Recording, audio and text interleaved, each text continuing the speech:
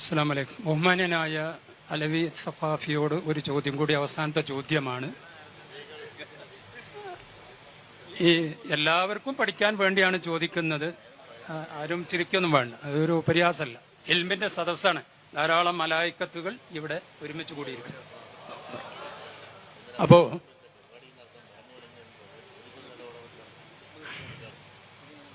ബഹുമാന്യനായ അലവി സഖാഫി, അവസാനത്തെ ചോദ്യമാണ് ഈ വിനീതന്റെ, ഈ ഉള്ളവന്റെ. വഫാത്തായ മഹാത്മാക്കൾ ജീവിച്ചിരിക്കുന്നവർക്ക് എന്താണ് സബബ്, ഏതായത്തിന്റെ അടിസ്ഥാനത്തിൽ? അതായത് അവരോട് ഇസ്തിഗാസ നടത്താൻ, അതായത് നമ്മുടെ വിഷമങ്ങളും പ്രയാസങ്ങളും വഫാത്തായ മഹാത്മാക്കളോട് പറയാൻ അള്ളാഹു സബബാക്കിയിട്ടുണ്ടോ, ഏതായത്തിന്റെ അടിസ്ഥാനത്തിൽ? ആ സബബ് ഒന്ന് വിശദീകരിക്കും. അതിന്റെ മറുപടി ഞാനാ പറയണത്. ചോദ്യം ഒന്നുകൂടി ആവർത്തിച്ചാണ്.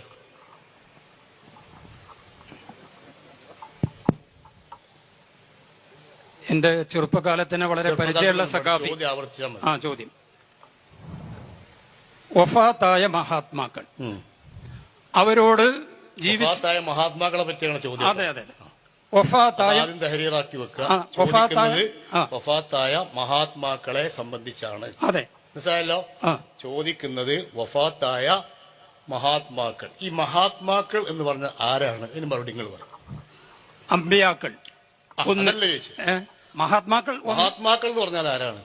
ഒന്നാം സ്ഥാനം. അമ്പിയാക്കൾ എന്ന് പറയേണ്ട ആവശ്യമില്ല, മഹാത്മാക്കൾ എന്ന് പറഞ്ഞാൽ അമ്പിയാക്കൾ, ഔലിയാക്കൾ. അത് മാത്രമൊന്നുമല്ല.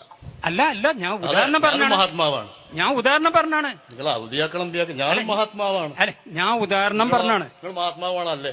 ഞാൻ ഉദാഹരണം പറഞ്ഞാണ്. ഞാനും പറയണേ, ഞാൻ മഹാത്മാവാണ്. വഫ നിങ്ങൾ ജീവിച്ചിരിക്കുന്നത്, ഞാൻ ജീവിച്ചിരിക്കുന്നത് കുറച്ച് ഞാൻ മരിക്കും, അതിന് ശേഷം പറ്റുമല്ലോ, അപ്പൊ പറയാം.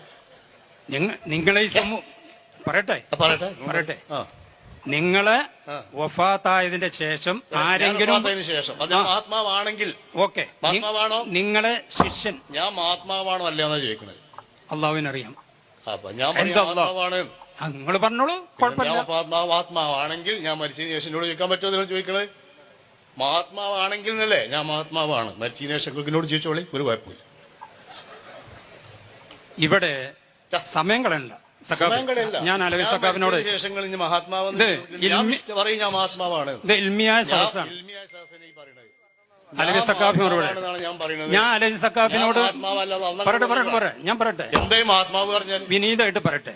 ഞാൻ അലവി സഖാഫിയുടെ മുഖാമുഖത്തിനാണ് വന്നത്, നിങ്ങളെ മുഖാമുഖത്തിന് വന്നിട്ടില്ല. ഞാൻ അലവി സഖാഫിയുടെ മുഖാണ് നോട്ടീസിൽ, സോഷ്യൽ മീഡിയയിൽ മാത്രമല്ല ഒരുപാട് ആൾക്കാരുണ്ട്. അത് മാത്രമുള്ളൂ കാര്യം പറഞ്ഞു. നോട്ടീസ് എങ്ങനെ ഉണ്ട്? അലവി സഖാഫിനെ മാത്രം വെച്ച നോട്ടീസ് ഉണ്ട്. എന്തിനാ വെറുതെ സമയം കളഞ്ഞ്? സമയം എന്തിനാ കളഞ്ഞ്? പെർമിഷൻ കഴിഞ്ഞ് സംസാരിക്കുകയാണ്. പെർമിഷൻ കഴിഞ്ഞ് വിളിച്ചു വന്നോട്ടെ.